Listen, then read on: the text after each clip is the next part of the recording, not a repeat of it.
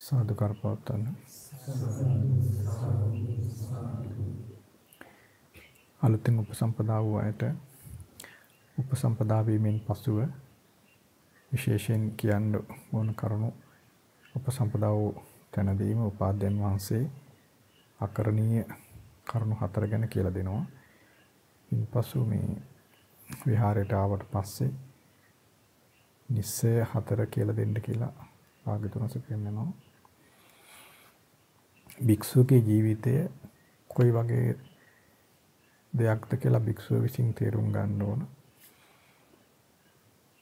භික්ෂුවගේ ජීවිතයේ කරුණු 4ක් අසුරු කරගෙන පවත්වාගෙන ආ යුතුයි. ඒ කරුණු 4 ගැන භික්ෂුවට නිතර මතකයේ තියෙන්න ඕන. මේ විතරේ කරුණු 4 තියෙන්නේ. පළමුව තමයි පින්ඩියාලෝප භෝජනං නිස්සාය පබ්බජ්ජා. භික්ෂුව පිඬුසිඟා වැඩිම පිණ්ඩපාතය පිඬුසිඟා ආහාර ගැනීම කියන කරුණ තමයි භික්ෂුව පුරුදු කරන්න ඕන. පිඬුසිඟාගෙන දන් වැළඳීම. ඒ කරුණ තමයි භික්ෂුවගේ ජීවිතේ. ඒක අසුරු කරගෙන වාසය කරනවා. පින්ඩියාලෝප භෝජනං නිස්සාය පබ්බජ්ජා තත්තතේ යාව ජීවං උත්සාහෝ කරණීයෝ. මුළු ජීවිත කාලෙම ඒ කටයුත්ත කරන්න උත්සාහ කරන්න ඕන කියනවා. අතිරේක ලාභං. හැබැයි ඊට අමතරව අතිරේක ලාභ විදිහට පෙන්නනවා සංඝ භත්තං. සංඝයා උදෙසා දෙන ආහාර දෙන ඒ කාලේ සංඝ භත්තංගේ සංඝයාට දෙන ආහාර දීම තිබුණ සංඝයා උදෙසා. ඊට පස්සේ උද්දේශ භත්තං උදෙසලා දෙන කියන්නේ ආරාධනය කරලා වගේ දෙන දානයන් තියෙනවා. ඊළඟට නිමන්තිතං තමන්ට විතරක් ආරාධනා කරන වෙලාවල් තියෙනවා. පෞද්ගලිකව ඒ වගේ දානයන්. සලාක බත්තං සලාක විදිහට දැන් මේ කාලේ තියෙන සලාක දාන කියලා ඒ වගේ සලාක බත්තං ඒ කාලෙත් එහෙම තිබිලා තියෙනවා. පක්කිකං ඒ කියන්නේ පක්ෂයකට විතරක් දෙන කියන්නේ පොයට වගේ දෙන දාන එහෙම තිබිලා තියෙනවා. උපෝසතිකං පොය දිනේදී දෙන දානේ. පාටිපදිකං කියන්නේ පෑලවියට හඳ බහැලා ගියන් පස්සේ දෙන ඒ වගේ ඒ කාලේ තිබිලා තියෙන විදිහවල් මේ. අපපක්ෂයේදී දෙන දාන විදිහට තියෙනවා. දැන් මේ කාලේ ලංකාවේ තියෙන 3 මාස දානේ 7 දවසේ දාන වගේ තියෙන ඒ වගේ ඒ කාලේ හැදිලා තියෙන දාන ක්‍රම. ඒවා අතිරේක ලාභ විදිහට භුක්ති විඳින්න පුළුවන්. නමුත් මුළු ජීවිත කාලයේම පුරුදු කළ යුතුයි අත්නොහැර පුරුදු කළ යුතු කුමක්ද? පිඬුසිඟා වැඩිම පිණ්ඩපාතයෙන් ඉවත් වීම භික්ෂුව විසින් අසුරු කරන්න ඕන කියලා තමයි පෙන්වන්නේ. ඊළඟ එක තමයි පංසකුල චීවරං නිස්සාය පබ්බජ්ජා. පැවිද්දා පංසකුල චීවරය දරන්න ඕන. පංසකුල චීවරය දැරීම තමයි ඒක තමයි භික්ෂුවට කැප. තත්තතේ යාව ජීවං උත්සාහෝ කරණීයෝ. මුළු ජීවිතේම ඒ සඳහා උත්සාහ කරන්න ඕන කියනවා. අතිරේක ලාභෝ කොමං කොමොපිලි කියන්නේ කාලේ තිබිච්ච හොඳ උසස් රෙදි වර්ගයක්. පටක් කියලා කියන්නේ ආන්ගේ වහිතන්නේ. කප්පාසිකං කපු රෙදි කෝසෙයන් කොමු කම්බලං කම්බිලි කියලා තියෙනවා සීතලට පෙරණ වගේ. ඊට පස්සේ සානං හන වගේ වලින් හදපු රෙදි. භංගං කියන්නේ කලවම් විදිහට හදපු රෙදි වර්ගයක්. ඒ වගේ ඒ කාලේ තිබිච්ච විශේෂ රෙදි වර්ග ඒවත් කැපයි කියනවා. ඒ රෙදි වලින් හදපු සිවුරු කැපයි. අතිරේක ලාභ විදිහට ලැබුණොත් ඒක පාවිච්චි කරන්න පුළුවන්. නමුත් ජීවිත කාලෙම උත්සාහ කරන්න ඕන පාංශකූල චීවරය දරා ගන්න. ඊළඟට රුක්ඛ මූල සේනාසනං නිස්සාය පබ්බජ්ජා. පැවිද්දා රුක් මුල් අසුරු කරගෙන වාසය කිරීම තමයි පැවිද්දාගේ වාසස්ථානය. තත්තතේ යාව ජීවං උස්සාහෝ කරණියෝ. මුළු ජීවිතේම ඒ විදිහට උත්සාහ කරන්න ඕන කියනවා. අතිරේක ලාභ. අතිරේක ලාභ විතර ලබන්න පුළුවන් කැපයි කැපක භාගතුන් පෙන්වනවා විහාරෝ. විහාර. සාමාන්‍ය ගොඩනැගිලි විතර හදලා තියෙන විහාර. අඩ යෝගෝ. අඩ යෝගෝ කියන්නේ සඳලු තලයක් තියෙන වගේ නෑ මේක තියෙන විතර මේ සිවුරස් ගියාර හතරස් මැද මිදුළු වගේ හදලා තියෙන ආන් ඒ වගේ වයින් උන පාසාදු ඒවා මේ සඳලු තල තියෙන ගෙවා ගොඩනැගිලි අපේ මේ තියෙන ඒ වගේ සාමාන්‍ය මීට වඩා හොඳට තියෙනවා ඒවා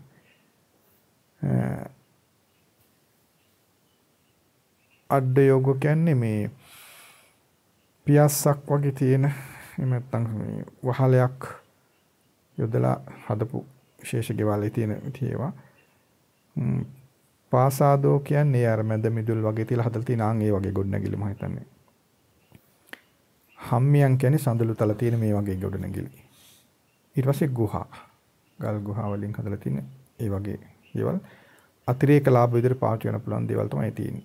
ඒතර අපි මේ විහාරේ හදලා පූජා කරන පින්කෙමේදී එදත් අපි මම හිතන්නේ කිව්ව මතකද? මේවා භාගතුන්සේ අනුමත කළ දේවල්. ඒ නිසා කැප විදිහට අපි හදලා තියෙන්නේ මේ අකප නැහැ. නමුත් මේවා අතිරේක ලාභ තමයි අපි අද භුක්ති විඳින්නේ. ඊළඟ පූති මුත්ත බේසජ්ජං නිස්සාය පබ්බජ්ජා. බෙහෙත් විතර මේ පූති මුත්ත බේසජ්ජය කියන එක තමයි ඒ කාලේ තිබිලා තියෙන බොහොම ප්‍රකට කියන්නේ භික්ෂූන් සඳහා කැපවෙච්ච බෙහෙතක්.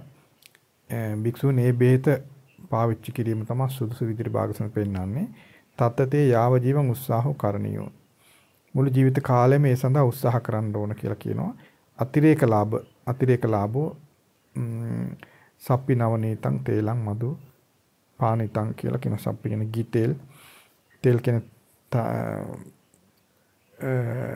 තල තෙල් වලට ඊළඟට මදු කියන්නේ මීපැණි ඒ වගේ දේවල්. ඒ වගේ බෙහෙත් අතිරේක දේ විදිහට පාවිච්චි කරන්න පුළුවන්. අතර දිගටම පාවිච්චි කළ යුතු බෙහෙත් විදිහට පෙන්නන්නේ ඌති මුත්ත බේසජ්ජය කියන එක. නමුත් අද කාලේ මේ බෙහෙත අඳුරන්නේ නැහැ. විවිධ විදිහට වික්ෂූන් මේක ගැන කියනවා. නමුත් ඒක පොදුවේ භාවිත වෙන එකක් නෙමෙයි. මේක අද කාලේ මෙතන මේකේ තියෙන්නේ ගෝමූත්‍ර බෙහෙත් කියලා තියෙන්නේ. අරලු වලින් හදාගත්ත මේ ගවයින්ගේ මූත්‍ර නැත්නම් එළ ගවයින්ගේ මූත්‍ර අරලු කලවම් කරලා හදාගන්න බේතක් විතර තමයි මේ සමහර භික්ෂූන් මේ පොත්පත්වල තියෙන විදිහට විස්තර කරනවා. නමුත් සමහර මේ ආරණ්‍ය වල මේ බේත් හදලා තියෙනවා. භික්ෂුන්ගේ ශ්‍රද්ධාවත් එක්ක කරන දේවල්. නැත්නම් භික්ෂුන් මේ හැම දෙයක්ම අනුගමනය කරන උත්සාහ කරනවා ඒ ශ්‍රද්ධාව නිසා. නමුත් මේ අද මේ බෙහෙත අප්‍රකටයි. මේක ඇත්තම මේ ස්වභාවය මොකක්ද කියලා හරියට දන්නේ නැති නිසා භාවිත වෙන්නේ නැහැ. නමුත් ඇතැම් ආරණ්‍ය වල භික්ෂුන් ඊට සදහසිතේ මේ බේත් හදලා පාවිච්චි කරන උත්සාහ කරනවා. ඒවා නරක නැහැ, හොඳයි.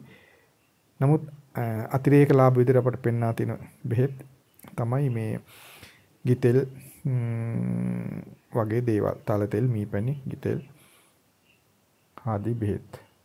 ඒවා අපිට අතිරේක ලාභ. නමුත් බලන්න විතර භික්ෂු ජීවිතය කියන ස්වභාවය භික්ෂු ජීවිතයේ මොනවා ඇසුරු කරගෙනද භික්ෂු ජීවිතය ගත කරන්න ඕන විදිහට භාගසන පෙන්නන්නේ. පැහැදිලිද? පළවෙනි එක තමයි පින්ඩියාලෝප භෝජනං නිස්සාය පබ්බජ්ජා. පිඬුසිඟා වැඩිම ඇසුරු කරගෙන පිඬුසිඟීමෙන් පැවිද්දා ජීවත් වෙන්න ඕන. තත්තතේ යාව ජීවං උත්සාහෝ කරණියෝ. මුළු ජීවිතේම මේ විදිහට ගත කරන්න උත්සාහ කරන්න ඕන. අතර බුදුරජාණන් වහන්සේගේ ශාසනයේ මුල්ම කාලේ මුළුමනින්ම භික්ෂුන් වහන්සේ පිඬුසිඟා වැනීමෙන් තමයි ජීවත් වුනේ. ඊළඟට පංසකුල චීවරය තමයි කැප විදිහට පෙන්වන්නේ, නිසි විදිහට පෙන්වන්නේ. ඊළඟට රුක් මුල් ඇසුරු කරගෙන ජීවත් වීම. සේනාසනෙද රුක් මුල් වල ඉඳීම. ඊළඟට පූති මුත්ත බේසජ්ජය කියන බෙහෙත. මොකද හිතන්නේ මේ කරුණ? දැන් මේ භික්ෂුවකට කැප භික්ෂු ජීවිතයට නිසි භික්ෂු ජීවිතය ගත කිරීමට භාග්‍යවතුන් වහන්සේ පනවන දේවල්. ආහාර විදියට පිණුසිඟා වැඩිම. කියන්නේ හිඟාගෙන කන එක. සාමාන්‍ය භාෂාවෙන්. පාංශකූල චීවරය දැරීම.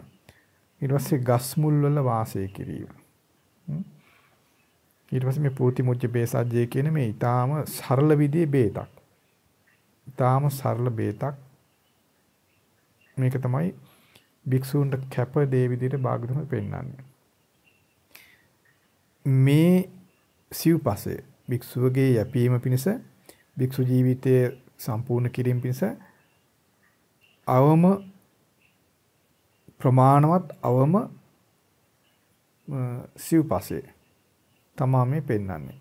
ඒතර ශාසනයේ මුල්ම කාලේ භික්ෂුන් මෙහෙම තමයි ගත කළේ. පසුව ක්‍රමක්‍රමයෙන් මේ අතිරේක ලාභ එකතු වුණා භාගතුන් වහන්සේ අනුමත කරනවා.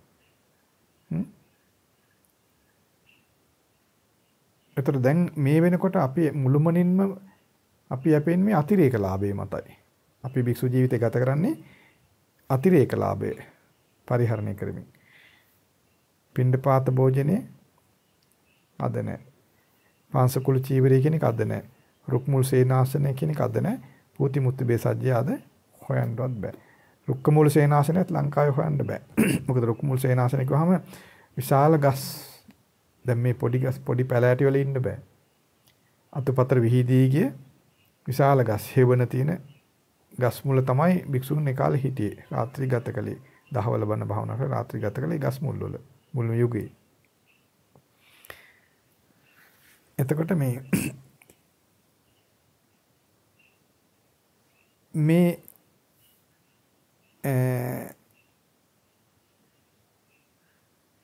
නිස්සය කරුණු කියලා පෙන භික්ෂුවට නිසි කරුණු හතර මේ පෙන්නන්නේ. එක් මිනිසෙක් මේ ආහාර නැතුව මේ භික්ෂුන් හොඳට කන්න බොන්න ලැබෙනවා සුවසේ ඉන්න අවස්ථාව තියෙනවා. මහණුනොත් හොඳට කලබල ඉන්න පුළුවන් කියලා හිතලා ඇවිදින් මහණුනා. ඊට පස්සේ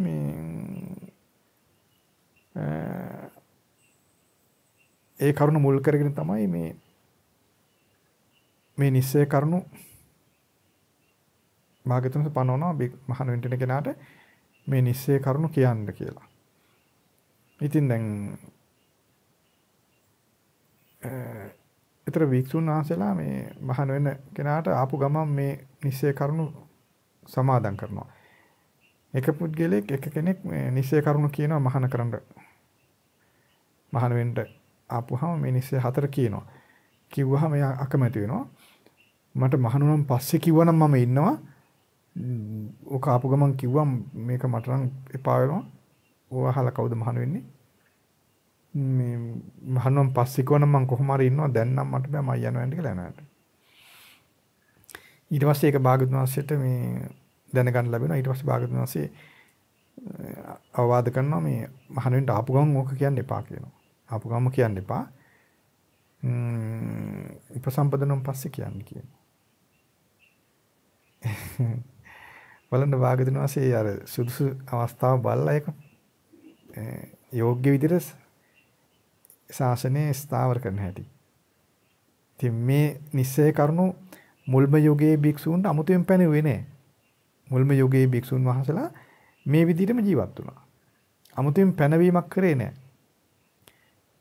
ඉතින් බුදුරු එහෙම එකපාරට පනවන්නේ නැහැ. බුදුරු ඉස්ලාම් පනවන්නේ ආර්ය සත්‍ය හතර විතරයි. ආර්ය සත්‍ය හතර මුලින්ම පනවනවා. පස්සේ ක්‍රමක්‍රමයෙන් ඒ ආර්ය සත්‍ය හතර පවා විග්‍රහ කරනවා. බෙදලා පෙන්නනවා. ඒ අවස්ථාව කියන්නේ ඒ අවස්ථාවක් උද්ගතුනහම තමයි විස්තර කරන්නේ. ඒ ආර්ය සත්‍ය හතරේ හතරවෙනි ආර්ය සත්‍ය තමයි දීර්ඝ විදිහට විස්තර කරනවා. මේ ඔක්කොම හතරවෙනි ආර්ය සත්‍ය. මේ සීලේ සම්බන්ධ දේ තමයි මේ ඔක්කොම තියෙන්නේ. සීලේ සම්බන්ධ දේවල් ගොඩක්. විනය කියලා පෙන්වන්නේ සීලය. නේද? ඒතර කලින් කලට යම් සිද්ධි උද්ගත වෙනකොට ඒ සිද්ධි මුල් කරගෙන විනය ශික්ෂාපද පනවනවා. ඇවතුම් පැවතුම් වලට අදාළ දේවල් වත් පිළිවෙත් ආදී පනවනවා. නමුත් මුල්ම යුගයේ එම කිසිවක් අමතර කරුණු ගොඩාක් පනවන්න වුමනා වුන්නේ. ආර්ය සත්‍ය 4 පමණක් පෙන්වා දීමෙන් ඒ මුල් යුගයේ පැමිණි සියලු දෙනා වහන්සේලා ඊතා සුළු කලකින් අරහතටපත් වුණා. උන්වහන්සේලා මේ නිශ්චය කරුණු පිළිපැද්දා ප්‍රකාශ කිරීමක් අවශ්‍ය වෙන්නේ නැහැ. ඇයි මේ නිශ්චය කරුණු 4 දැක්කහම මොකද හිතෙන්නේ? ඊටාම සරල ඇවතුම් පැවතුම් නේද? අවම යැපීමට අවම දේවල් ටිකක් පනවනවානේ නේද? යැපීමට අවම දේවල් ටිකක්. ඒතර බලන්න නිවන අවබෝධ කරගන්න ප්‍රිය කරන කෙනා, නිවන පිණිස කැමති කෙනා දුකෙන් නිදහස් වෙන්නයි කැමති. දුකෙන් නිදහස් වීම කියන කැමැත්ත සිතකට එන්නේ දුක කියන දේ දැනගත්තා. දුකක් තියෙනවා. ඒ දුක ගැන හොඳින් විමසා බලද්දී යලි විමසා බලද්දී තේරෙනවා මේ ඇහැට පේන දේවල්, කනට ඇහෙන දේවල්, නාසයට දැනෙන දේ, දිවට දැනෙන දේ, කයට දැනෙන පහස, මේ ආදී හැම දෙයකම දුක තියෙනවා. නේ? ඒතර ඇහැට යමක් මුණ ගැහිද්දී ඒක අපි අත් කරගත්තොත් දුක තමයි ලං කරගන්නේ. කනට ඇහෙන දෙයක් අපි ලං කරගන්නවා නම් දුක තමයි ලං කරගන්නේ. නේ? නාසයට දැනෙන දෙයක් අපි ලං කරගන්නවා කියන්නේ දුක ලං කරගන්නවා. දිවට දැනෙන දෙයක් ලං කරගන්නවා කියන්නේ දුක ලං කරගන්නවා. නේද? කයට දැනෙන දෙයක් ලං කරගන්නවා කියන්නේ දුක ලං කරගන්නවා. ඒතර ඇහැ කන නාසය දිව ශරීරයේ සිට කියන මේ ආයතන දුකට අයිති දේවල්. මේ ආයතන පිනවීම හිත මේ ආයතන වලට යමක් ලැබෙනවා නම්, ලබා ගන්නවා නම්, පතනවා නම්, ඒව ගැන හිතනවා නම්, ඒ ආයතන පිනවන්න උත්සාහ කරනවා. මේ දුකම තමයි එකතු වෙන්නේ, දුකමයි පතන්නේ, දුකමයි රැස් කරන්නේ කියලා දුක ගැන විමසා බලන්න මේ තේරෙනවා.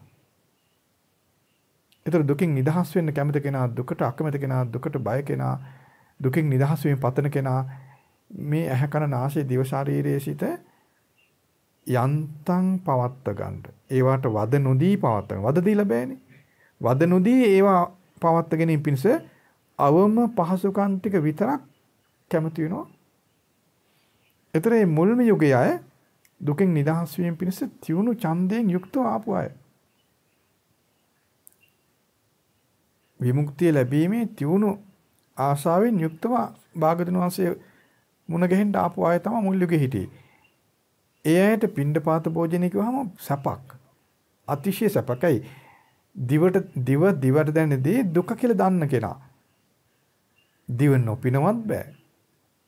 බහුලව පිනවන්නත් බෑ. නේ? දිවට මුකුත් නොදී හිටියොත් මොකද? දුක බහුල වෙනවා. දිවට බහුල වශයෙන් යමක් දුන්නොත් බහුල වෙනවා. ඒතර මේ මැද පවතින්න ඕනේ. නේ? ඇහැට යමක් නොදීම හිටියොත් දුකයි. ඇහැට බහුල වශයෙන් යමක් දුන්නොත් දුකයි. බලන්න ප්‍රඥාවන්ත කෙනා දුකෙන් නිදහස් වෙන කැමති කෙනා ඇහැට කිසි දෙයක් දෙන්න මං ඇස් වහන් ඉන්නවා. පුළුවන්ද? බෑ. ඇහැට ලැබෙන ඔක්කොම ටික ඇහැට දෙන්න ඕන කියලා හිතනවා. බෑ. නේද? කනට මුකුත් දෙන්නේ නැහැ දුකනේ කියලා හිතනවා කන වහගෙන ඉන්නවා. පුළුවන්ද? හැම දෙයක්ම කනට පුළුවන් තරම් මිහිරි හඬවල් ගන්න ඕන කියලා හිතනවා. ඒත් බෑනේ. බලන්න ධර්මයේ දන්න කෙනා, ආර්ය සත්‍ය 4 හොඳින් දන්න කෙනා, ආර්ය සත්‍ය ගැන පිරිසිදු දැනුම තියෙන කෙනා ඇහැ පිනවීම මුළුමනින් නතර කරනවද? එහෙම කරන්නේ නැහැ. මුළුමනින් නතර කරොත් මොකද වෙන්නේ? ඒක දුකක් වෙනවනේ. නේද? මුළුමනින් ඇහැ කන නාසය දිව ශරීරයේ සිට පිනවීම මුළුමනින් නතර කරොත් දුකින් නිදහස් වීමක් ලබන්න බෑ. ඒම දුකක් බවට පත් වෙනවා. නේද? දැන් ඇහැ කන නාසය අපිට තේරෙන්නේ නැහැ. දිව ගමුකෝ. දිව කය තේරෙනවානේ. දිව පිනවීම මුළුමනින් නතර කරොත් නිදහස් වෙන්න පුළුවන්ද? බෑ. නේද? ඒකම දුකක් වෙනවනේ. එහෙනම් දුකෙන් බේරෙන්න ඕන දුක් විඳ ඉන්න බෑ කියලා දිව පිනවනවා. අන්න අන්ත දෙක තේරෙනවද? ඈ? බලන්නතර මුලින්ම භාග්‍යවතුන් කොහොමද දේශනා කරේ? පැවිද්දා විසින් අන්ත දෙකක් අතහරින්න ඕන කියලා කිව්වා. බලන්න ආර්ය සත්‍ය හතර තේරුම් ගන්න කෙනා ඒක තේරුම් ගන්නව නේද? ක්‍රමානුකූල තේරුම් ගන්නවා. දිව මුළුමනින් පිනවලා බෑ. දිව නොපිනවනත් බෑ. කොහොමද කරන්නේ? එහෙනම් මේ මධ්‍යස්ථ මට්ටමකින් ඇහැ කන නාසය දිව ශාරීරික සිත පවත්ව ගන්න වෙනවා මේන් නිදහස් වෙන්නේ. මධ්‍යස්ථ බවට ආපු ගමන් නිදහස් වෙනවා. අන්තයට යනකොට නිදහස් වෙන්නේ නැහැ. තේරෙනවද? ඈ? දැන් මේ නිශ්චය කරුණු හතර ගැන මොකද හිතන්නේ ඒතර? මේ නිශ්චය කරුණු හතර තියෙන්නේ මධ්‍යස්ථයේ තියෙනවා. අන්ත දෙකෙන් ඈත. නේද? පැහැදිලිද? ඒ නිශ්චය කරුණු මධ්‍යම ප්‍රතිපදාවට ආйти නැද්ද? ආйти. මධ්‍යම ප්‍රතිපදාවම තියෙන්නේ. ඒතර මුල්ම යුගයේ භාගතුන් වහන්සේ මුණ ගැහෙන්න ආපු මහා පුණ්‍යවන්තයින් මේ කරුණු සමාදන් කරවන්න උත්සාහ කරේ නෑ භාගතුන් වහන්සේ. ඇයි භාගතුන් දන්නවා මේගොල්ලෝ ඉන්නේ නිවන අවබෝධ කරන්න තියුණු ඡන්දයෙන්. භාගතුන් වහන්සේ වෙහසක් එන්නේ ඊතා ඉක්මනින් ඒ මුල් යුගයේ පැමිණි භික්ෂුන් වහන්සේලා ධර්ම අවබෝධ කළා. නමුත් පසුව භාගතුන් වහන්සේ මුණ ගැහෙන්න ආපු අය ශාසනයට ආපු අය ගේ තියුණු ඡන්දය තිබුණේ නැහැ. එයාගේ ඡන්දේ තිබුණාට ඡන්දේ කිලිටි එයාගේ ඡන්දේ. ඡන්දේ කිලිටි වෙනවා. නිවනට යන්නත් ඕන, දුකෙන් නිදහස් වෙන්නත් ඕන, හැපිනවන්නත් ඕන. දෙකම තියෙනවා. කිලිටි කියන්නේ ඒකයි. ඡන්දේ කිලිටි. නේ? දුකෙන් නිදහස් වෙන්නත් ඕන, ඇහැ සතුරු කරන්නත් ඕන. දුකෙන් නිදහස් වෙන්නත් ඕන, කන සතුරු කරන්නත් ඕන. දුකෙන් නිදහස් වෙන්නත් ඕන, දිව සතුරු කරන්නත් ඕන. ඒතර ඡන්දේ කිලිටි නේ? ඡන්දේ කිලිටි කියන්නේ අන්න ඒකට. මුල් යුගයේ අයට එහෙම නැහැ. ඡන්දේ කිලින ඡන්දේ සුපිරිසිදුයි. ඒගොල්ලන්ගේ කරුණු දෙක තුනක් ඒගොල්ලන්ගේ හිතේ නැහැ. නිදහස් වෙන්න ඕන. මක්නිසාද ඒගොල්ලෝ දුක දන්නවා. දුක දන්නවා, දුකේ හට ගැනීම දන්නවා, දුකේ නැතිවීම, දුක නැති කරන මාර්ගය දන්නවා. ඒ විදිහට පින මෝරපු කෙනාට කිව් ගමන් තේරුම් ගන්නවා. පසු කාලීන වෙන කෙනාට ඡන්දේ ඉපදුනාට ඡන්දේ කිලිටකුත් තියෙනවා. ඒ නිසා එයාට ඡන්දේ කිලිට නැති කරගෙන පිණිස කිලිටි වෙන පැත්තට යන්න නොදී මැද රඳවන්න එයාට යම් යම් සීමා පනවනවා. මේ ඒවා තමයි සීමා. බලන්න ශික්ෂාපද පනවන වගේම තවත් අමතර දෙයක් පනවන්න උනානේ. මේවා ශික්ෂාපද නෙවෙයි මේ. සිල්පද නෙවෙයි මේ. නමුත් මෙතන සීල ආරක්ෂා වීමට උවමනා දෙය තියෙනවනේ. නේද? සිල්පද රැකෙන්න ඕන දේ මෙතන තියෙනවනේ. සිල්පද රැකෙනවා මේවයි. සිල්පද නෙවෙයි මේවා. පැහැදිලිද? එතකොට මේ නිස්සය කරුණු පනවන්ට සිද්ධුනේ මොකක් නිසාද? අර එක්තරා කෙනෙක් හොඳට ආහාර අනුභව කරලා හොඳින් පහසුවෙන් ඉන්න පුළුවන් තැනක් තමයි පැවිදි වීම කියලා කල්පනා කරලා මහාන වුණා. ඉතින් ඒක දැනගත්තට පස්සේ තමයි භාගතුනස් ඒ කරුණ මුල් කරගෙන මේ නිස්සය කරුණු පනවනවා. යමෙක් මහාන වෙන්න අලුතෙන් එන කෙනෙක් ආවොත් අලුතෙන් එන මහාන වෙන කෙනාට මේ නිස්සය කරුණු කියන්න කියලා කියනවා. ඊට පස්සේ මොකද උනේ මේ මහාන වෙන්න ආපු ගමන් මහාන වෙන්න පෙරම නිස්සය කරුණු කිව්වහම සමහරුන්ට ඒක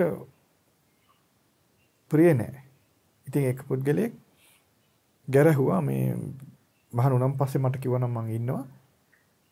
මේ අපු ගමන්ම ඕක කිව්වහම මට මේ පාවුනව ගැන කියලා අමනාපෙලා යන්න ගියා. ඊට පස්සේ භාගතුන්සේ දේශනා කළා මේ උපසම්පදරණ පස්සේ මේක කියන්නේ. එතෙක් කියන්න එපා කියලා. ඒ නිසා මේ අලුතෙන් උපසම්පදා වූ අයට මම මේ නිශ්චය කරන හතර කිව්වේ මේක නිකාමකට ඔයගොල්ලන්ට තේරුමක් නැති නිසා මම මේ විස්තර කරේ. දැන් ඔයගොල්ලන්ට තේරෙනවා මේ නිස්සය කරුණු ඊටා වැදගත් ඒකාන්තින් නිවන් මඟ පෙන්වන නිවන් මඟමයි මේ. නිවන් මඟට අනුග්‍රහ ලැබෙන බුදුරු පනවන විමුක්ති සිත තියෙන විමුක්තියට කැමති කෙනා සාදුකාර දෙමින් සතුරු සිතෙන් අනුමෝදන් වෙන උතුම් ධර්මයක් කියලා ඔයාලට තේරෙනවා තිනේ. එතකොට බලන්න මේ නිස්සය කරුණු මුළුමනින් විමුක්තිය උපදව ගැනීම පිණිස ආධාර වන අනුග්‍රහ කරන ඒකාන්ත විමුක්ති මාර්ගයේ පාදා දෙන ධර්මයන්. ශ්‍රද්ධාවන්ත කෙනා ඊටා සතුරු සිතින් මේව සිහි කරනවා. අනේ අපිට මේක කරගන්නවත් නැත්තම් කියලා පැතීමක් හරි තියෙනවා. දැන් මේ බඳු ප්‍රාර්ථනා හීනයිද ප්‍රණීතයිද? මේ නිස්සය කරුණු ඇති කරගන්න නැත්තම් කියලාවත් හිතෙනවා නම් හීනයිද ප්‍රණීතයිද? දැන් මේ නිස්සය කරුණු උපදව ගන්න කැමති නම් ඒක ප්‍රණීත ප්‍රාර්ථනාවක්. මේ නිස්සය කරුණු ඇති කරගන්න නැත්තම් යම් භික්ෂුවකට හිතනවා නම් පිණ්ඩපාත භෝජනයෙන් යැපෙන්න නැත්තම් මුළු ජීවිතේම පිණ්ඩපාතේ කරන්න නැත්තම් කොයිතරම් ඒ ජීවිතේ ලස්සනයිද අලංකාරයිද සුවපහසුයිද සාන්තයිද ඒ ජීවිතේ නිදහස් නේද බරක් නෑ නේද සරලයි නේද කියලා මෙහි ආනිසංසය තේරෙනවා මෙහි පහසුව තේරෙනවා නම් සිහි වෙනවා නම් ඒ නිස්සය කරුණු ගැන ප්‍රසාද ජනක සිත ඇති වෙනවා නම් පංසකුල චීවරයේ දරා ගන්න නැත්තම් දිගටම මුළු ජීවිතේම මේ බඳු සිවුරු ඇතුව ඉන්න නැත්තම් කියලා කෙනෙකුට හිතනවා නම් රුක්මුල් සේනාසන කොයිතරම් සරලයිද කොයිතරම් පහසුයිද අනේ බඳු ජීවිතයක් වාසනාවන්තයි කියලා යමෙකුට මේ නිස්සය කරුණු අසුරු කරගෙන ජීවත් වීම තරම් ශ්‍රේෂ්ඨ අග්‍ර සුව පහසුව තියෙන පීඩා රහිත පහසු ජීවිතයක් ගැන වර්ණනාවක් පැතීමක් අගය කිරීමක් සතුරු සිතක් යමෙකුට එනවා නම් එය හීන අදහසක්ද ප්‍රණීත අදහසක් යමෙකුට මේ බඳු ජීවිතයක පැතීමක් හරි තියෙනවා නම් අගය කිරීමක් තියෙනවා නම් ඒක ප්‍රණීතයි නේද? මේ ප්‍රණීත අදහස් ප්‍රණීත විතරක් අපි කතා කළා නේද? අපි කතා කළා කලින් දේශනාවක. කලින් දේශනාවක කතා කළා ගිංජකා වසත සූත්‍රය. මතකද? භාගතුන්ස දේශනා කරන මහණෙනි අවිජ්ජාව මහා ධාතුවක් හීන ධාතුව කියලා කියනවා. අවිජ්ජා භික්කවේ මහා ධාතු හීනා එමෙන්නේ තියෙන්නේ. ඒ වගේ මට මතක තියෙනවා. හීන ධාතුවක්. හීන ධාතුව ප්‍රත්‍යයෙන් හීන සංඥා ඇති වෙනවා. හීන සංඥා, හීන දෘෂ්ටි, හීන කල්පනා ඇති වෙනවා. හීන විතරක ඇති වෙනවා කියලා හිතනවා. දැන් බලන්න අවිද්‍යාව මුල් කරන් ඇති වෙන්නේ විතරක කල්පනා අපි වෙන දේශනා තුල පෙන්වන්නම් ඔයගලන්ට. මේ දේශනාවේ තියෙන කල්පනා ගැන බලන්නකෝ. මේ දේශනාවේ තියෙන විදිහට මේ නිස්සය කරුණු ගැන යම් කෙනෙකුට අගය කිරීමක් එනවා නම් නිස්සය කරුණු සතුසිතින් අනුමෝදන් වෙනවා නම් මේ බඳු කරුණු පුරුදු කරගන්න පුළුවන් ජීවිතයක් තියෙනවා නම් ඒ ජීවිතේ ගැන සතුට ඇති වෙනවා නම් මේ නිස්සය කරුණු ගැන අගය කරන සිතක් ඇති වෙනවා නම් ඒ අගය කරන සිත ඇසුරු කරගෙන එන යම් කල්පනාවක් ඇද්ද ඒ කල්පනාව හීනයිද ප්‍රණීතයිද? ප්‍රණීතයි. එතන ඒ බඳු කල්පනාවක් හීන ධාතුවකින් හටගනීද? හීන ධාතුවේ පීඨා සිටින කෙනා නැත්නම් අවිද්‍යා ධාතුවේ පීඨා සිටින කෙනා තුළ මේ නිස්සය කරුණු අගය කිරීමේ කල්පනාවක් ඉපදෙයිද? නිස්සය කරුණු සතුරු සිතක් ඇති වේද? අවිද්‍යා ධාතුවේ ඉන්න කෙනාට නිස්සය කරුණු ගැන සතුරු සිතින් පැතීමක් හරි අගය කිරීමක් හරි අනුමෝදන් වීමක් එයිද? යම් කෙනෙකුට මේ පිණ්ඩපාත භෝජනය, පංසකුල චීවරය, රුක්මුල් සේනාසනය මේ වගේ ඊටා සරල ඇවතුම් පැවතුම් සරල විදිහේ ජීවත් වීමක් ගැන සතුටක් ඇති වෙන්නේ නැත්තම්, පැතීමක් එන්නේ නැත්තම්, මේ ගැන ගැරහීමක් එනවා නම් ඔහු තුල තියෙන්නේ මොන ධාතුවද? හීන ධාතුව. අවිද්‍යාවෙහි ගිලුණු කෙනා දුක්ඛාර සත්‍ය අඳුරන්නේ නැත්නම් දුක්ඛාර සත්‍ය දන්නේ නැත්නම් පිළිගන්නේ නැත්නම් දුක්ඛ සමුදය ආර්ය සත්‍ය පිළිගන්නේ නැත්නම් තේරුම් ගන්න නැත්නම් දුක්ඛ නිරෝධ ආර්ය සත්‍ය පිළිගන්නේ නැත්නම් දුක්ඛ නිරෝධ ගාමිනී පටිපදා ආර්ය සත්‍ය පිළි නොගන්නවා නම් දුක ගැන අවබෝධයක් නැත්නම් දුක්ඛ සමුදය ගැන අවබෝධයක් නැත්නම් එමෙතන දුක්ඛේ ඥානේ නැත්නම් දුක්ඛ සමුදය ඥානේ නැත්නම් දුක්ඛ නිරෝධේ ඥානේ නැත්නම් දුක්ඛ නිරෝධ ගාමිනී පටිපදා ඥානේ නැත්නම් ඒකට කියන අවිද්‍යාව කියලා. අවිද්‍යාවෙන් යුක්තයි නම් ඔහු තුළ මේ නිශ්චය කරුණු කෙරෙහි කොයි වගේ අදහසක් එයිද? ප්‍රසාදයක් එන්නේ නැහැ නේද? එන්නේ නැහැ. ඔහුට මේ අතිරේක ලාභ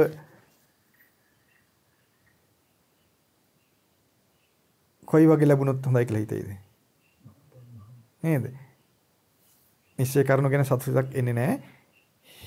නේද? අවිද්‍යාව ධාතුෙහි බැසගෙන සිටින කෙනාට නිශ්චය කරුණු අගය කිරීමක් එන්නේ නැහැ. දැන් ඔබට තේරෙනවා ඇති හීන ධාතුවෙන් යුක්ත හීන ධාතුෙහි බැසගෙන සිටින කෙනා මේ නිශ්චය කරුණු 4 පිළිගන්න සමර්ථ නැහැ. ප්‍රණීත ධාතුව තුළ ඉන්න කෙනා මේ නිශ්චය කරුණු ඊටාම සතුටෙන් අනුමෝදන් වෙනවා. ඒ සතුරු සිතම ප්‍රමාණවත් ඔහුගේ ජීවිතය ඉදිරියට ගෙනියන්න. මේ නිශ්චය කරුණු සතුටෙන් අනුමෝදන් වෙන කෙනා මේ නිශ්චය කරුණු සතුටෙන් සිහිපත් කරන කෙනා ඒ නිශ්චය කරුණු පිළිපැද්ද ඒ උතුම් ජීවිත ගැන සතුටු වෙන කෙනා නිවන් මඟට නොපැමිණ සිටින්නේ නැහැ. පැමිණෙනවා. මක්නිසාද ඔහු ප්‍රනීත ධාතුවේ සිටින නිසා. ප්‍රනීත ධාතුවෙන් යුක්ත කෙනා තුළ ප්‍රනීත සංඥා, ප්‍රනීත දෘෂ්ටි, ප්‍රනීත කල්පනා, ප්‍රනීත විතර්ක, ප්‍රනීත කල්පනා, ප්‍රනීත ප්‍රාර්ථනාවන්, ප්‍රනීත දේශනා, ප්‍රනීත පැනවීම මෙහෙම තියෙනවා කියන්නේ ඒ පුද්ගලයා ප්‍රනීතයි කියනවා. ප්‍රනීත කල්පන යුක්ත කෙනා ප්‍රනීතයි. හීන කල්පනාවෙන් යුක්ත නැහැ හීනයි පුද්ගලයා නේද? එතකොට ප්‍රනීත කල්පනාවෙන් යුක්ත කෙනා ප්‍රනීත පුද්ගලයා දුක්ඛෙහි උපදීමක්, දුක් හට ගැනීමක්, දුක්ඛකට පැමිණීමක් ඕනේ. ඒ නිසා මේ නිශ්චය කරුණු ගැන සතුටුසිත ඇති කරගන්න බුදුරජාණන් වහන්සේ පැන වූ ඊටාම පිරිසුදු ජීවිතයේ පිණිස වන දේශනා, ඊටාම නිදහස් ජීවිතයේ පිණිස බරක් නැති, කරදරයක් නැති, වෙහෙසක් නැති, විඩාවක් නැති, ණය නැති ජීවිතයකට උවමනා ඇවතුම් පැවතුම් සහ ජීවන රටාවක්, ණයක් නැති, බරක් නැති, නිදහස් නිවන පිණිස පහසු ජීවිතයට යෝග්‍ය නිසි කරුණු 4ක් මේ පෙන්වන්නේ. ඒතර බලන්න භාගතුන් වහන්සේ වැඩ සිටි කල පවා නැතම් අය මේවට ගැරහුවා. ඉතින් අද ගැන කවර කතාවද නේද? ඒ හැටි ලෝකේ හැටිමක් නිසාද මේ කාම ලෝකයේ මිනිස්සු ඉපදිලා තින්නේ නේද? කාම ලෝකයේ ඉපදුන කෙනාට පේන්නේ එච්චරයි. ඉතින් ඒක අගය කිරීම ස්වභාවයක්. බුදුරජාන් වහන්සේගේ ධර්මයේ දැකලා හෝ ඇතම් අයට ඒ කාමයන් ගේ ස්වභාවය තේරුම් ගන්න අමාරුයි. මොකද මේකේ යම් හීන ආස්වාදයක් තියෙනවා. ඒ ආස්වාදයට ගිජු වුණොත්, බිලි වුණොත්, රැවටුණොත්, මුලා වුණොත් බේරෙන්න අමාරුයි. ඒ නිසා අපි කාමයන්ගේ ආස්වාදයට යට නොවී ඉන්න ඕන. යට නොවී ඉන්න නම් බුදුරුන්ගේ මේ පැනවීම ගැන සතුටුසිත ඇති කර ගන්න ඕන. බුදුරු අපි හිතනුවාට වඩා විස්මිත නුවණින් යුක්තයි. නිවන් මඟ ප්‍රකට කරන්න දක්ෂයි. ඊටා සරල ජීවිතේ ප්‍රකට කරන්න දක්ෂයි. අපි හිතනුවට වඩා බුදුරුන් මැදුම් පිළිවෙත නිශ්චිතව ප්‍රකාශ කරනවා නේද? අපි හිතුවේ නෑනේ මෙතන මැද්දින් ප්‍රතිපදාව තියෙනවා කියලා. හිතුවේ නෑනේ අපි. දැන් හිතන්න පුළුවන් නේද? හිතන්නනේ දැන් පිළිගන්න පුළුවන් නේද? ඒ නිසා මෙතන මධ්‍යම ප්‍රතිපදාව තියෙනවා නේද? ඉතින් ඒ නිසා මේ අප්‍රකටව ප්‍රකට නොවුනත් එතන තියෙන විමුක්ති මාර්ගය, නිවන් මඟ, ආර්ය අෂ්ටාංගික මාර්ගය, මධ්‍යම ප්‍රතිපදාව තේරුම් ගන්න මේ බඳු ජීවිතයේ ශ්‍රේෂ්ඨයි කියලා තේරුම් ගන්න. තේරුම් අරගෙන මේ නිස්සය කරුණු 4 අනුමෝදන් වුණොත් සතුරු සිතින් අනුමෝදන් වුණොත් ඔබට සිහි වෙයි පැවිද්ද කියන්නේ ඊටාම ශ්‍රේෂ්ඨ ජීවිතයක්. ඒකයි දෙවියන් පවා වන්දනා කරන්නේ. දෙවියන් පවා වන්දනා කරනවා, මහා බ්‍රහ්මයා පවා වන්දනා කරනවා. සක්‍රයා වන්දනා කරනවා භික්ෂූන්ට. ඒ වන්දනා කරන්නේ ඒ ජීවිත ඊටාම ශ්‍රේෂ්ඨ ජීවිත නිසා. මක් නිසාද ජීවිතයේ ශ්‍රේෂ්ඨ වෙන්නේ? භික්ෂු ජීවිතේ ශ්‍රේෂ්ඨ වෙන්නේ ප්‍රණීත ප්‍රාර්ථනාවෙන් යුක්ත නිසා. ප්‍රණීත ප්‍රාර්ථනාවෙන් යුක්ත නිසා භික්ෂු ජීවිතයේ ශ්‍රේෂ්ඨයි. ඒ ප්‍රණීත ප්‍රාර්ථනා ඉටු කිරීම පිණිස වන කල්පනාවන් තමයි මේ නිස්සය කරුණු ගැන තියෙන සතුරු සිතෙන් වන අනුමෝදන් වීම, සිහි කිරීම, ප්‍රසාද ජනක හැඟීම් මේවා කෙරෙහි තියෙන. ඒ නිසා මේ උතුම් ධර්මයන් භික්ෂු ජීවිත සරු කරන්න, සාර්ථක කරන්න, බබලවන්න උදව් වෙන භික්ෂු ජීවිතේට බර නැති ජීවිතයක් කරන්න. නිදහස් ජීවිතයක් කරන්න. උදව් වෙන, ලේසියෙන් ජීවිතය ගත කරන්න උදව් වෙන ධර්මයන්. එතකොට මේ ධර්මයන් පිළිගත්තොත් අපේ ජීවිතයේ ලේසි විදිහට ගත කරන්න පුළුවන්ද බැරිද? අපේ ජීවිතේ ලේසියෙන් ගත කරන්න බැරි. බරක් අපට දැනෙන්නේ. නැත්නම් අපහසුයක් දැනෙන්නේ ඇයි? දැනෙනවා නම්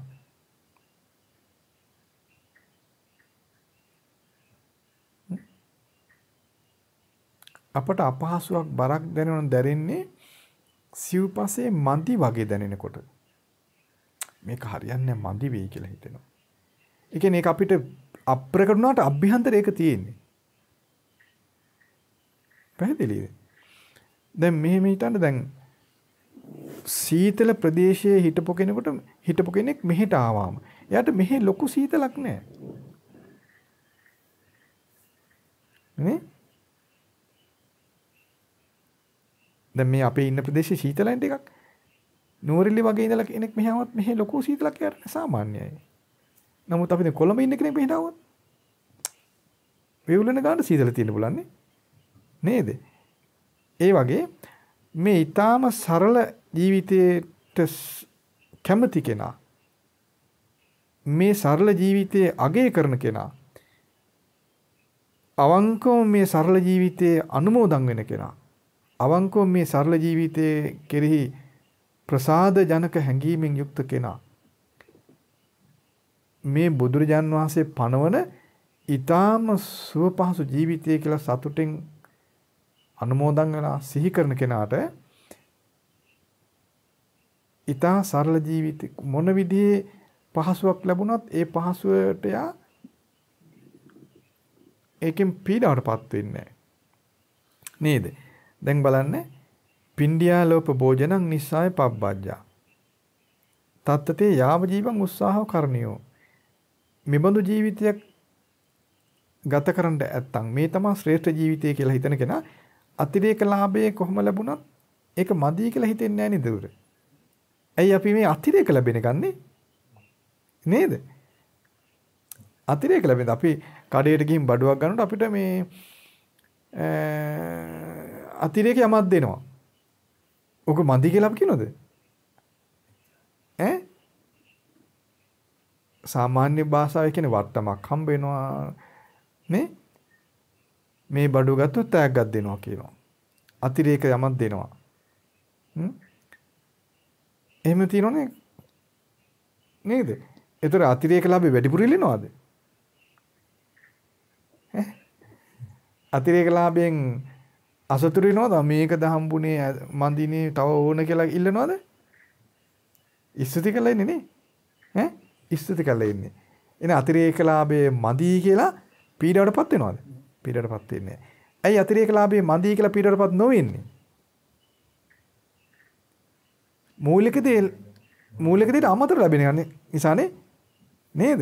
එහෙනම් අතිරේක ලාභයට වඩා මූලික ලාභයේ මූලික වශයෙන් ලැබෙන එක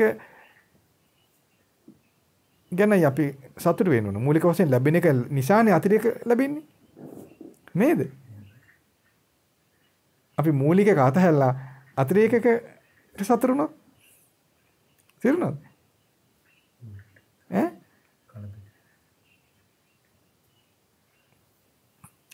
දැන් එහෙනම් තේරුම් ගන්න භික්ෂුවට නිසිදේ තමයි මේ පිණුසිඟා වැඩීම, පංසකුල චීවරේ, රුක්මුල් සේනාසන, පූතිමුස්ත බේසජ්ජය. මේ තමයි භික්ෂුවට නිසිදේ. අපි මුළුමනින් ඉන්නේ අතිරේක ලාභේ. එහෙනම් අතිරේක ලාභය අපිට වැඩිත් එක්කනේ. වැඩිත් එක නේද? මොකද හිතන්නේ ඔයගොල්ලෝ? ඒක හිතන්න ටික අමාරුයි නේ. අතිරේක ලාභේ වැඩිත් එක නේද? වැඩිත් එක්ක. එහෙනම් අපි මේ භික්ෂු ජීවිතේ නිසි දේවල් මේවා කියලා කල්පනා කරන්න. ඒතර අතිරේක ලාභය අපිට හොඳටම ඇති. වැඩිත් එක්ක. ඒතර අතිරේක ලාභය මදි වුණා කියලා අපි වෙහෙසෙන්නේ, පීඩා වෙන්නේ, කලන්තේ දාන්නේ නැහැ. දැන් අපි භික්ෂු ජීවිතයේ සුවසේ ගත කරන්න අපහසුයක් එනවා නම් එන්නේ අතිරේක ලාභයේ මදි කියලා දැනෙන නිසා අපි ඒක අවංක පිළිගන්න ඕන.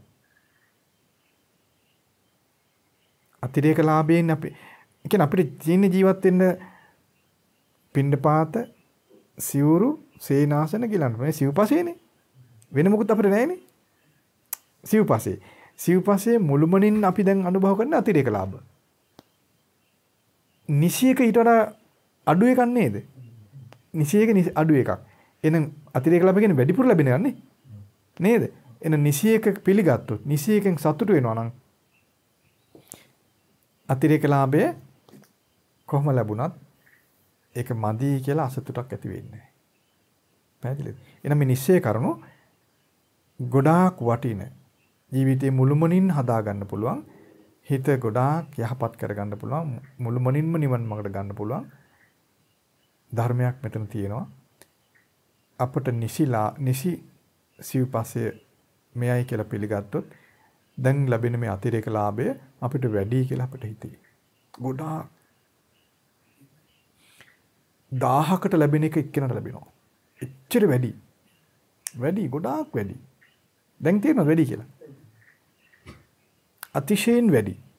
නමුත් විසි කරන්න එපා. මේ අපිට මොකද කැපදේ ලැබෙනවා. එහෙම අකපනම් මම ඕගොල්ලන්ට කවදාවත් දෙන්නේ නැහැ. අකපනම් මම දෙන්නේ නැහැ. නමුත් ඕගොල්ලෝ හිතන්න අපිට වැඩිපුරක් තියෙනවා. මදි නෑ. නමුත් මේකත් භාගතුන් වහන්සේ අපට අනුමත කරලා තියෙන එකක්. අනුමත කරලා තියෙන මට්ටමක් අපි අනුමත කරලා තියෙන සිව්පස්සේ අපි භාවිත කරනවා. නමුත් එය පවා අතිරේක ලාභ විදිහට තියෙන්නේ. අද කාලේ නිවන් මඟට පැමිණෙන්න දුෂ්කර නිසි සිව්පස්යෙන් බැහැර වෙලා අතිරේක ලාභයෙන් යැපෙන්න සිදුවීම නිසා.